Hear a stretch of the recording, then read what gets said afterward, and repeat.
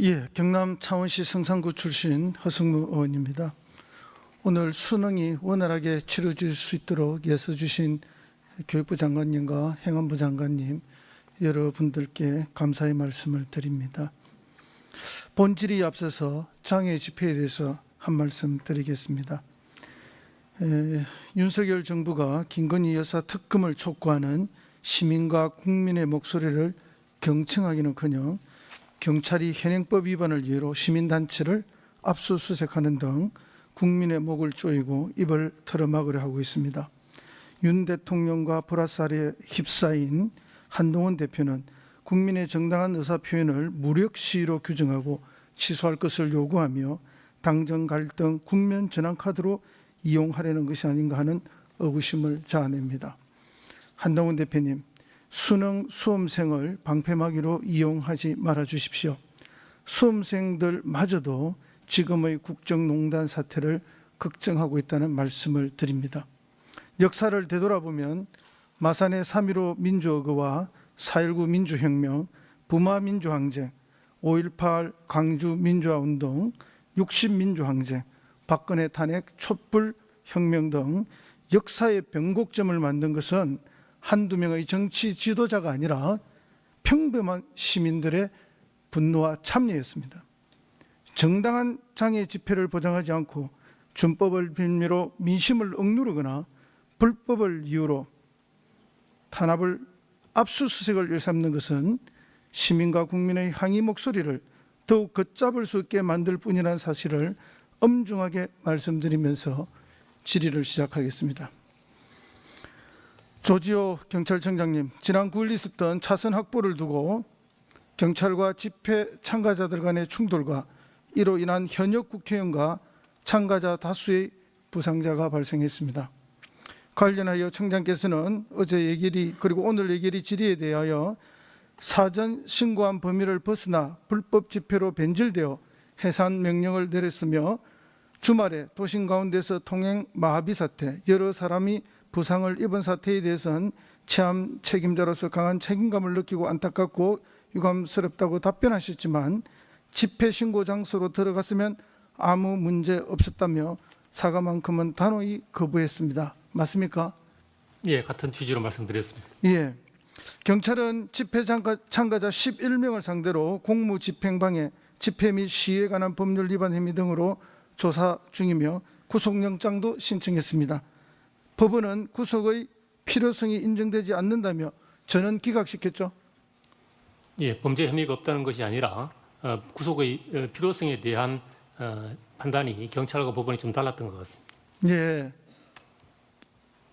청장님, 법원이 구속시킬 사유가 아니라고 본 거죠? 예, 법원이 그렇게 판단을 했습니다. 예. 법원의 판단 존중하십니까? 당연합니다. 그러면 경찰이 무리하게 대응했다고 생각하지 않습니까? 그렇게 생각하지는 않습니다. 그것과는 별개의 문제입니다. 별개의 문제라 생각합니까? 좋습니다. 그럼 더 질문 드리겠습니다. 이번 토요일에도 민주당과 다른 야당들 그리고 시민단체와 시민들은 윤 정부에 항의하고 김건희 여사 특검 수용을 요구하는 장애 집회를 또 예고하고 있습니다. 알고 계시죠? 예, 알고 있습니다. 이번 장애 집회에 참가자가 많아 신고한 차선으로 집회 활동이 불가능하여 차선을 추가로 이용한다면 청장께서 한 채의 망설임도 없이 불법 집회로 판단하고 해산 명령 내리고 구속영장을 청구하는 등 또 동일하게 하실 겁니까? 저는 준법 집회를 보호한다는 원칙은 확고히 가지고 있습니다.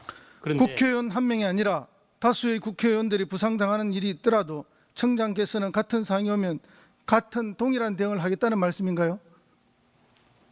같은 상황이 어떤 걸 말씀하신지 모르겠는데 차선 이야기잖아요. 예. 인원이 늘어나서 기존에 신고된 차선으로 수용이 될 수 없으면 자연히 그럴 때는 저희들이 탄력적으로 차로를 더 추가로 그건 너무나 당연한 거 아닙니까? 근데 왜 지난 주말에는 그렇게 하지 않고 이렇게 강경하게 했습니까? 지난 주말에는 차로를 확보하는 문제가 아니고 신고된 장소로 들어가지 않았던 것이어서 문제가 생긴 겁니다. 결국 차로 문제 아닙니까? 추가로 아닙니다. 차고를 더 활용하는 문제죠. 그렇지 않습니다. 다른 장소에 추가로 그 집회 주최 측에서 신고한 장소가 있었습니다. 저희들이 그걸로 들어가는 것도 아니고 주최 측에서 거기 신고를 했던 데입니다. 좋습니다. 앞에서 다른 의원들도 5+2차로 이야기를 계속 하셨는데요. 어쨌든 법원은 기각했습니다.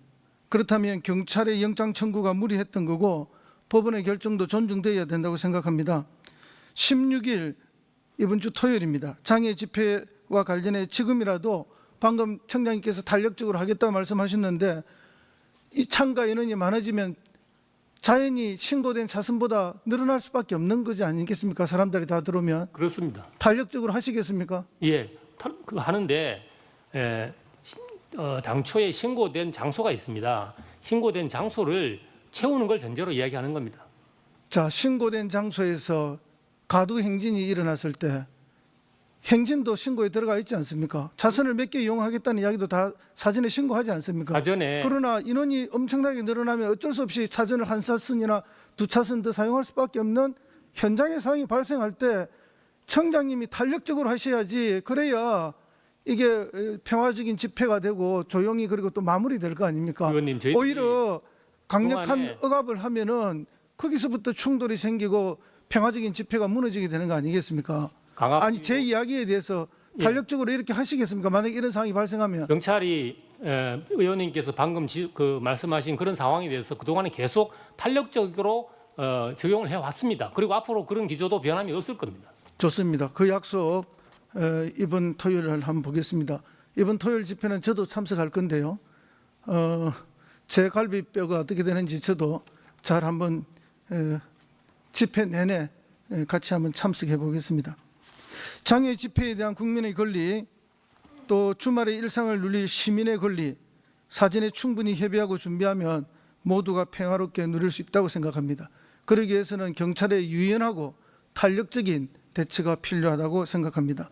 과거 경찰이 국민의 지팡이가 아니라 국민의 몽둥이로 돌변했을 때 그 정권의 말로가 비참했음을 역사가 증명하고 있다는 말씀을 분명히 드립니다. ODA 예산에 대해서 외교부와 총리실에 질문드리겠습니다.